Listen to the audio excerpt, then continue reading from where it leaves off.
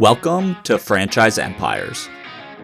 What was it like for you to kind of grow up in the world of McDonald's, right? You know, were you working the store, working the drive-through? What was that like? Actually, as I first started working, we didn't have drive-throughs, so everything was on a counter. Every drive-through was a fairly new invention until the mid-'70s. But no, it was just part of our life. I mean, even as a young child, when there weren't even seats in the McDonald's, I remember as a child going to visit my dad at work and watch the procedures, get in the back of the restaurant, learn how they cut potatoes at the time. They had meat being delivered. It was a very different business. Everything was sourced locally, from dairy to meat to potatoes. So they were setting up their own distribution network of sorts early on, but it was a lot of different vendors they were managing. It was, and again, you could tell by the prices. I think hamburgers were 15 cents. So inflation was in a little different place. But no, it was just part of the lifestyle at the time for our family. My grandfather was in the business. So it was just part of our life. That was the business we were in. So, we took advantage of every part of it. And, many of his early teachings to me, including the work ethic and, what a business like this takes that's open so long during the week, and so many hours is, the whole community part, because we try to be a strong part of every community we're in.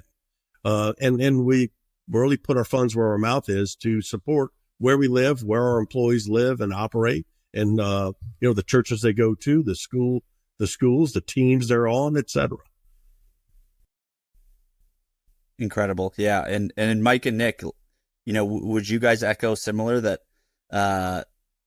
growing up under your father, it was kind of just, hey, McDonald's is just part of our life, maybe learning the ins and outs of the stores at an early age, or, was there ever moments, obviously you guys are heavily involved today, but was there ever moments where you thought, I'm not going to do the family business, maybe I'll try something else, or were you guys kind of just had the McDonald's blood from day one?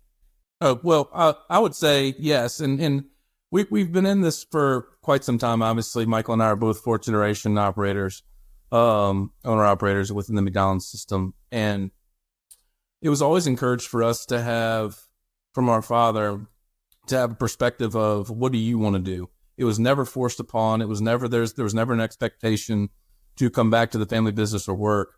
So we really had the freedom to make the decision ourselves. And quite honestly, it panned out really well because we get to work together every day. Yeah. And Mike, your thoughts as well?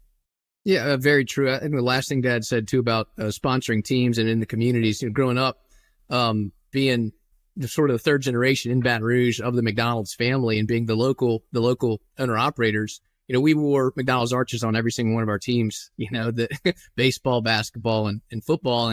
And so we grew up in that culture. And so they talk about ketchup being in your veins, and truly that was always the case. And to Nicholas's point too, I'm not sure either of us really thought that we would be in the business.